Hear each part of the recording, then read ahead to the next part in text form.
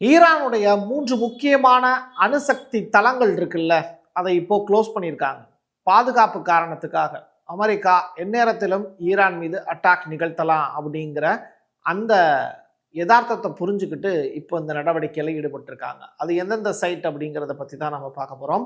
அது மட்டும் இல்லை, சோமாலியாவுக்கு புறப்படக்கூடிய காசா மக்கள் ரஃபா கேட்டு திறந்துருச்சு அப்படின்னா அவங்க எங்கே போகிறாங்க, அடுத்து யார் யாரெல்லாம் காசாவுக்குள்ளே வரப்போகிறா அப்படிங்கிற தகவல்.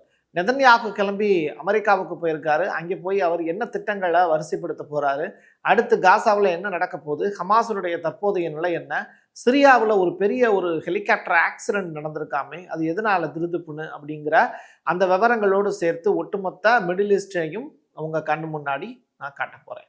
வாங்க பார்க்கலாம் உறவுகளே, இது பிரசாத் சிக்னேச்சர். தென்னிந்தியாவின் கட்டடக்கலை ராஜாக்கள் creator constructions and north west interiors உங்களோட கனவு இல்லத்தை பிரம்மாண்டமா கட்டி கொடுக்குறாங்க கிரியேட்டர் கன்ஸ்ட்ரக்ஷன்ஸ்.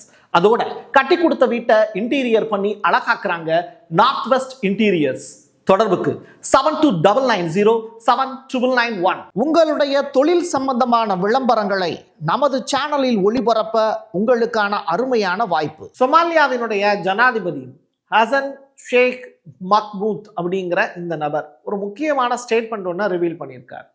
எங்களிடம் உள்ள தகவலின்படி இஸ்ரேல் சோமாலிலாந்து, அதாவது சோமாலியாவிலிருந்து பிரிஞ்சு சோமாலிலாந்து அப்படின்னு சொல்லிட்டு ஒரு கண்ட்ரியை இப்போ இஸ்ரேல் அங்கீகரிச்சிருக்காங்க. ரைட்டா? அது முதல்ல காரியம் தப்பு அப்படின்னு சொல்றாரு இவர். அது மட்டும் இல்லை, பாலஸ்தீனியர்களை சோமாலியா அப்படிங்கிற அந்த கண்ட்ரிக்கு மாற்றுறது தான் இப்போ இஸ்ரேல் மற்றும் அமெரிக்காவினுடைய பெரிய பிளான் அப்படின்னு சொல்றாரு. ஆபிரகாம் ஒப்பந்தங்கள்ல அதை இணைக்கிறதும் அடுத்த கட்ட திட்டம் அப்படின்னு சொல்றாரு. அதாவது சோமாலிலாந்தில் இருக்கக்கூடிய பிரிவினவாத குழுக்களோடு இஸ்ரேல் செய்து கொண்ட ஒப்பந்தத்தின் 3 தூண்கள், மிக முக்கியமான விஷயங்கள் இதுதான் அப்படின்னு ரிவீல் பண்றாரு. ஸோ ஒரு பெரிய திட்டத்தை வச்சு தான் இஸ்ரேல் இப்போ காசாவில் இருக்கக்கூடிய அந்த ரஃபா கேட்டை ஓப்பன் பண்ணியிருக்காங்க அப்படிங்கிறத நீங்க புரிஞ்சுக்கோங்க. 10 பேஜ் டாக்குமெண்ட் அப்படிங்கிறது ரிலீஸ் ஆச்சு இல்லை, அந்த டயத்தில் எகிப்தினுடைய அந்த கானா அப்படின்னு சொல்லிட்டு அந்த ஒரு பிரதேசம் இருக்கு, அந்த பகுதிக்கு நகர்த்துற மாதிரியான ஒரு பிளான் வச்சுருந்தாங்க. அதற்கு பிறகு கொஞ்சம் கொஞ்சமாக பார்த்தீங்கன்னா இந்தோனேஷியாவுக்கு அந்த மக்களை ஃப்ளைட் மூலியமாக மாற்றிடலாம் அப்படிங்கிற பிளான் வச்சுருந்தாங்க. இது எதுவுமே சரி வரலை அப்படின்னு சொன்னதற்கு பிறகு தான் இந்த பிளானை இப்போ எக்ஸிக்யூட் பண்ண போகிறதா தகவல் வெளியாயிருக்கு. ஸோ இது ரொம்ப முக்கியத்துவம் வாய்ந்தது. நான் சொன்னேன்ல, ஒரு ஹெலிகாப்டர் ஒரு விபத்து நடந்தது அப்படின்னு, அது எந்த பகுதியில் அப்படிங்கிறத இப்போ நான் காண்பிச்சிருக்கேன், விபத்து நடந்த இடத்த. பட் இது சிரியாவை தாண்டி இருக்கக்கூடிய லிபியா அப்படிங்கிற அந்த கண்ட்ரியில் நடந்திருக்கக்கூடிய ஒரு அட்டாக். எல்சாரா அப்படிங்கிற விமான தளத்தில் இத்தாலியில் தயாரிக்கப்பட்ட ஹெலிகாப்டர் விபத்துக்குள்ளாயிருக்கு. அது மட்டும் இல்லை, குறைஞ்சது 5 வீரர்கள் அதில் பலியாயிருக்காங்க அப்படிங்கிற தகவல். நீங்கள் சிரியா, லிபியா இந்த 2 நாட்டிலையுமே ரஷ்யர்களுடைய ஆதிக்கம் அப்படிங்கிறது அதிகமாக இருக்குது. ரஷ்ய அதிபர் புட்டின் இந்த 2 கண்ட்ரியில் எது வேணும் அப்படின்னு கேட்டால் ஒன்று லிபியாவை தான் அவர் தேர்ந்தெடுப்பார். ஏன்னா லிபியாவில் இருக்கக்கூடிய சொத்துக்கள் அப்படிங்கிறது அதிகம், ரஷ்ய சொத்துக்கள் அதிகம். அது மட்டும் இல்லை, அங்கே இப்போ லிபியாவினுடைய மிக முக்கியமான நபர் கடாஃபினுடைய சன் இறந்து போயிருக்கக்கூடிய டைம். அப்படிப்பட்ட நேரத்தில் எல்சாரா அப்படிங்கிற விமான தளத்தில் இப்போ ஒரு ஆக்சிடென்ட் நடந்திருக்கிறது. ஒரு முக்கியமான ஒரு நிகழ்வாக தான் பார்க்கப்படுது. பட் இது யார் செஞ்சுருக்காங்க, என்ன ஏது அப்படிங்கிற அந்த தகவல் ரிலீஸ் ஆகலை. சரி, காசாவில் கொல்லப்பட்ட 58,000 மக்கள், இது வரைக்கும் 58,000 பேர் இறந்து போயிருக்காங்க அப்படின்னு ட்ரம்ப் மதிப்பிட்டுறாரு. இவங்க எல்லாருமே ஹமாஸ் போராளிகள் தான், அவங்கள யாருமே பொதுமக்களே கிடையாது அப்படிங்கிற ஸ்டேட்மெண்ட்டை சொல்லியிருக்காரு. இது எவ்வளவு பெரிய பொய்ன்னு நீங்கள் யோசிச்சு பாருங்க. காரியம் இந்த நம்பர்ஸே காரியம் தப்பு. அவரை பொறுத்த அளவில் கிட்டத்தட்ட பொதுமக்கள் யாருமே உயிரிழக்கலை அப்படின்னு சொல்றாரு. இஸ்ரேலால் மட்டும்தான் இதை சமாளிக்க முடியும். எங்கே காசாவில் இருக்கக்கூடிய அங்கே சுச்சுவேஷனை இஸ்ரேலால் மட்டும்தான் சமாளிக்க முடியும்னு ட்ரம்ப் சொல்லியிருக்காரு. சரி, எது எப்படியோ ஐடிஎஃப் வீரர்கள் மீது துப்பாக்கிச்சூடு நடத்தியதற்கு பதிலளிக்கக்கூடிய விதமாக தெற்கு ரஃபாவில் இருக்கக்கூடிய டஜன் கணக்கான ஹமாஸ் போராளிகளை ஐடிஎஃப் கொன்றுச்சு அப்படிங்கிறத இப்போ சொல்லியிருக்காங்க. யார் சொல்லியிருக்கா? இது இஸ்ரேல் சொல்றாங்க. ஹமாஸ் போராளிகள் இன்னும் ரஃபா, காசா நகரம் மற்றும் கான் யூனிஸ் பகுதியில் டஜன் கணக்கான வீரர்களை எதிர்த்து போராடிக்கிட்டு இருக்காங்க அப்படிங்கிற அந்த விஷயத்தையும் ரிவீல் பண்ணுறாங்க. இது தொடர்பான வீடியோக்களும் வெளியாயிருக்கு. தொடர்ச்சியாக அங்கே இருக்கக்கூடிய ஹமாஸ் போர் வீரர்கள் மிலிட்ரி ட்ரெஸ் போட்டுக்கிட்டு தான் அணிவகுத்து போயிட்டு இருக்காங்க. பட் போர்ட் ஆஃப் பீஸ் அப்படிங்கிற ஒரு விஷயம் உள்ளே வந்துருச்சு அப்படின்னா அதற்கு பிறகு இந்த ஹமாஸ் வீரர்கள் வெளியேற்றப்படுவார்கள் அப்படிங்கிற மாதிரியான செய்தி வெளியாயிருக்கு. ஆனாலும் ஹமாஸ் தொடர்ச்சியாக காசா மக்களுக்காக போராட்ட களத்தில் நிற்கும் அப்படிங்கிறத அவங்களுடைய பிரிகேட்ஸ் தரப்புல இருந்தும் செய்திகளை பதிவு செய்கிறாங்க. இஸ்ரேலிய பிரதமர் நெதன்யாகு போருக்கான நேரம் வந்துருச்சு அப்படிங்கிற ஸ்டேட்மெண்ட்டை தன்னுடைய சகாக்கள்கிட்ட சொல்லியிருக்காரு. அமெரிக்கா இராணுவ ஆதரவை வழங்க வேண்டும் அப்படிங்கிற ஒரு விஷயத்த அவர் மையப்படுத்தியிருக்கார். இது தொடர்பாக அவர் அமெரிக்காவுக்கு வேற போறாரு. அது ரிலேட்டடான விஷயத்த கடைசியில் சொல்றேன். இந்த தருணத்தை மிக முக்கியமான திருப்பு முனையாக அவர் சொல்றார். ஏன்னா கிரேட்டர் இஸ்ரேல் அப்படிங்கிற ஒரு விஷயத்தை இந்த நேரத்தில் நம்ம ஃபார்ம் பண்ண முடியாட்டி அடுத்ததா எப்பவுமே ஃபார்ம் பண்ண முடியாது அப்படிங்கிறத அவர் ரிவீல் பண்றார். ரெண்டாவது, இந்த விஷயத்தை பத்தி சொல்லும் போது வேத வசனங்களை அவர் மேற்கோள் காட்டி சில வார்த்தைகளை பதிவு செய்கிறார். சமாதானத்திற்கு ஒரு காலமும் போருக்கு ஒரு காலமும் இருக்கிறது அப்படின்னு பைபிள் ஒரு ஸ்டேட்மெண்ட் சொல்லுது அப்படின்னு அவங்களுடைய பைபிளை மையப்படுத்தி சொல்றாரு. நீங்க கிறிஸ்தவர்களுக்கான ஒரு பைபிள் ஒன்று இருக்கும், யூதர்களுக்கான ஒரு பைபிள் ஒன்று இருக்கும். ரெண்டையும் மிஸ்மேட்ச் பண்ணிக்க கூடாது. சரியா? இப்படிப்பட்ட நேரத்துல இந்த சயட் 4 அப்படிங்கிற அந்த எக்யூப்மெண்ட் பற்றிய விஷயங்கள் இன்னைக்கு ஈரான்ல தகவலாக கிடைச்சிருக்கு. அமெரிக்காவினுடைய F-15E, F-16, F-35 இதெல்லாம் எதிர்கொள்வதற்கு, அதனை கண்டறிவதற்கு வசதியாக இப்போ ஈரான் சைடில் ஒரு முக்கியமான ஒரு மின்னணு போர் அமைப்பு ஒன்று கிடச்சிருக்கு. அதாவது ஏர் டிஃபென்ஸ் சிஸ்டம் சயாத் 4 அப்படிங்கிறது தான் இந்த எக்யூப்மெண்ட்.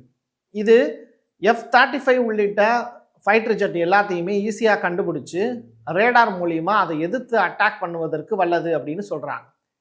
ஈரான் கிட்டையும் அமெரிக்காவை எதிர்த்து சண்டை போடக்கூடிய அளவிற்கு ஆயுதங்கள் இருக்கு. ஆனால் இப்போ அமெரிக்கா கிட்ட நிறைய ஆயுதங்கள் இருக்கும்போது ஈரான் கிட்ட கம்மியான ஆயுதங்கள் தான் இருக்கு அப்படின்னா யார் வல்லவர்கள் அப்படிங்கிறத நீங்கள் யோசிச்சு பாருங்க. பட் எக்யூப்மெண்ட் மட்டுமே ஒரு போருக்கான முடிவை தீர்மானித்து விடாது. அதையும் நீங்கள் யோசிச்சு பார்க்கணும். சர்வதேச நிலைப்படுத்தல் படையினுடைய ஒரு பகுதியாக காசா பகுதிக்கு அனுப்ப ஆயிரக்கணக்கான துருப்புகளை இந்தோனேஷியா தயார் பண்ணி அனுப்பியிருக்காங்க.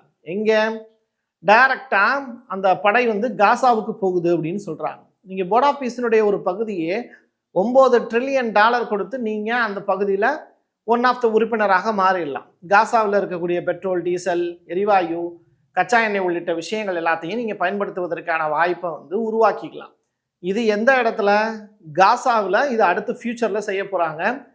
அதுதான் பிளான் அப்படின்னு சொல்கிறாங்க. அதில் ஒரு பகுதியாக தான் இப்போ இந்தோனேஷியாவிலேருந்து வீரர்கள் என்ன பண்ணுறாங்க, எப்படி லெபனான் அப்படிங்கிற ஏரியாவில் அமைதிப்படை அப்படின்னு சொல்லி ஒன்று உருவாக்கி கிட்டத்தட்ட 2 லட்சத்துக்கும் மேற்பட்ட வெளிநாட்டு படைகள் அந்த இடத்துல பாதுகாப்புக்கு இருக்காங்களோ, எங்கே? லெபனானில். அதே மாதிரியான ஒரு சுச்சுவேஷன். சரியா? இப்போ காசாவிலையும் ஏற்படுத்துவதற்கான பிளான் பண்ணுறாங்க. பட் லெபனானில் இன்னமும் இஸ்ரேல் தொடர்ச்சியாக அங்கே அடிச்சுக்கிட்டே தான் இருக்குது, ஃபயர் பண்ணிக்கிட்டே தான் இருக்குது. அங்கே இருக்கக்கூடிய அமைதிப்படை என்ன பண்ணுறாங்கன்னு தெரில. படுத்து தூங்கிட்டாங்களா?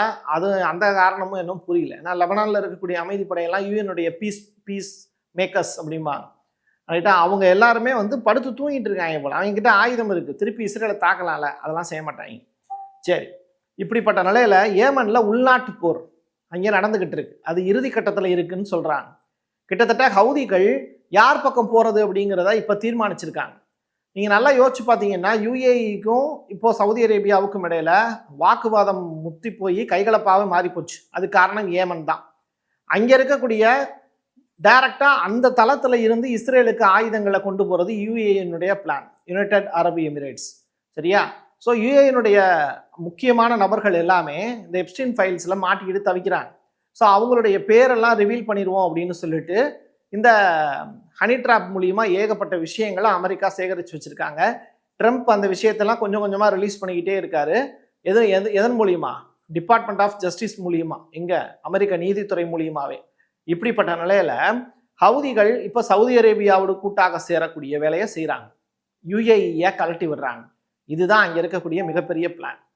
ஈரான் எஸ்பகான் அப்படின்னு சொல்லிட்டு ஒரு நியூக்ளியர் சைட், மிக முக்கியமான சைட் அப்படின்னு சொல்லிட்டு இங்கே இந்த எஸ்பகான் சைட்டை சொல்கிறாங்க. இதன் மீது ஒரு பெரிய அட்டாக்கை அமெரிக்கா நடத்துவதற்கு வாய்ப்பு இருக்குது. அதனால அந்த சுரங்கப்பாதை இருக்குல்ல, அதை க்ளோஸ் பண்ணுறாங்க ஈரான். இதுக்கு முன்னாடி ஜூன் மாதம் கடந்த 12 நாள் போர் நடந்துச்சுல, அப்போ தான் இதெல்லாம் க்ளோஸ் பண்ணப்பட்டுச்சு. அதுக்கு பிறகு இது க்ளோஸ் பண்ணப்படலை. இப்போ இந்த டயத்தில் இதை க்ளோஸ் பண்ணுறாங்கன்னா அமெரிக்கா கிட்ட இருந்து நம்ம நியூக்ளியர் சைட்டை பாதுகாக்கிறதுக்கான வேலையை நம்ம செய்யணுங்கிறது தான் ஈரானுடைய பிளான். அப்போ எந்நேரத்தில் வேணாலும் அமெரிக்கா தாக்குதல் நடத்தலாங்கிற அந்த தகவல் அவங்களுக்கு கிடைச்சிருக்கும். ஸோ செறிவூட்டப்பட்ட யுரேனியத்தை கிட்டத்தட்ட 4 லாரியிலேருந்து 12 லாரி வரைக்கும் ஏற்றி கொண்டு போய் அதில் 400 கேஜியை வந்து சேமித்து அதை செறிவூட்டுவதற்கான வேலையை ஈரான் செஞ்சாங்க. இப்போ அணுசக்தியும் அடுத்து தயாரிக்க முடியும் அப்படிங்கிற பிளான் இருந்தால் கூட இன்னமும் அது தொடர்பான பீஸ் டீலுங்கிறது ஏமனில் பெண்டிங்கிறதுக்கு 2வது சுற்று பேச்சுவார்த்தை. இப்படிப்பட்ட நிலையில் நெதன்யாகு அமெரிக்கா போகிறாரு அப்படிங்கிறதுனால அடுத்த கட்ட வார் அப்படிங்கிறது தொடங்கும். ஏன்னா அவர் அங்கே போனப்போ தான் அந்த 12 நாள் போருங்கிறது நடந்துச்சு, ஸ்டார்ட் பண்ணுச்சு. இப்படிப்பட்ட நிலையில் அமெரிக்கா தாக்குதல் நடத்தக்கூடும் அப்படிங்கிற ஒரு எதிர்பார்ப்பில் ஈரான் இந்த தளங்கள் எல்லாத்தையும் மூடியிருக்காங்க அப்படிங்கிற அந்த ரிப்போர்ட் வந்து வெளியாயிருக்கு.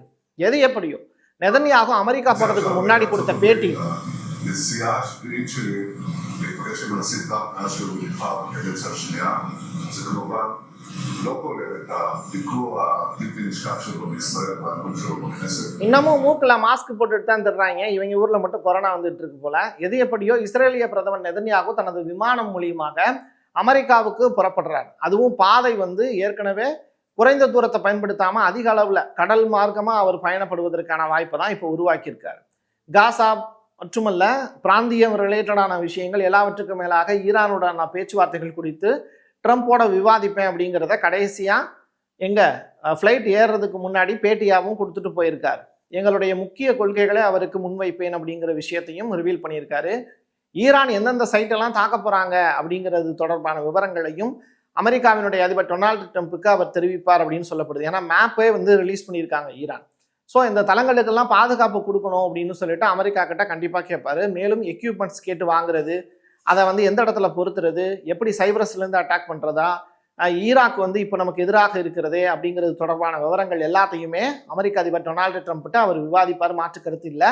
இருந்தாலும் கவலைப்படாத, ஜோர்டான் நமக்கு துணையாக இருக்காங்க அப்படிங்கிறத இப்போ அமெரிக்க அதிபர் ட்ரம்ப் வந்து நெதன்யாவுக்கு சமாதானம் சொல்லி ஆடக்கூடிய ஆட்டம் அடுத்து ஈரான் மீதான போராக மாறுவதற்கான காலகட்டம் வெகு விரைவில் இருக்கு அப்படிங்கிறதையும் இந்த செய்திகள் மூலியமா நமக்கு புரியுது. என் கையெழுத்து என் மக்களுக்கானது உறவுகளை மீண்டும் ஒரு பதிவில் சந்திக்கலாம். நன்றி, வணக்கம். Prasad signature media broadcasting private limited. நீங்க நியூஸ் ரீடரா மாறணுமா, கண்டென்ட் கிரியேட்டரா உருவாகணுமா, சேட்டலைட் சேனல்ல ரிப்போர்ட்டரா வேலை பார்க்கணுமா, டாக்குமெண்ட்ரி மேக்கிங்ல இருந்து ஜேர்னலிசம் பற்றிய முழுமையான பயிற்சி பெற உங்களுக்கான அருமையான வாய்ப்பு. எங்களை தேடி வாங்க. ஆன்லைன் மற்றும் நேரடி பயிற்சி வகுப்புகளும் சர்டிபிகேட் கோர்ஸாவை கத்துத்தரும். மீடியா துறையில் 10 ஆண்டுகளுக்கு மேல அனுபவம் உள்ளவர்கள் பயிற்சி கொடுப்பார்கள்.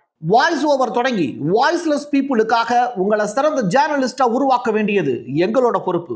ஸ்கூல்ஸ் அண்ட் காலேஜஸ்ல ஜூனியர் ஜேர்னலிஸ்ட்ங்கிற பேர்ல ஒர்க் ஷாப்பும் கண்டக்ட் பண்ணி கொடுக்கிறோம். மோட்டிவேஷனல் ஸ்பீக்கரா கடந்த 15 ஆண்டுகளா கல்வி நிறுவனங்களுக்கு நிகழ்ச்சிகளும் நடத்தி தரோம். தொடர்புக்கு 9944790333 94493594 prasad.signature@gmail.com. உங்களுடைய தொழில் சம்பந்தமான விளம்பரங்களை நமது சேனலில் ஒளிபரப்ப உங்களுக்கான அருமையான வாய்ப்பு.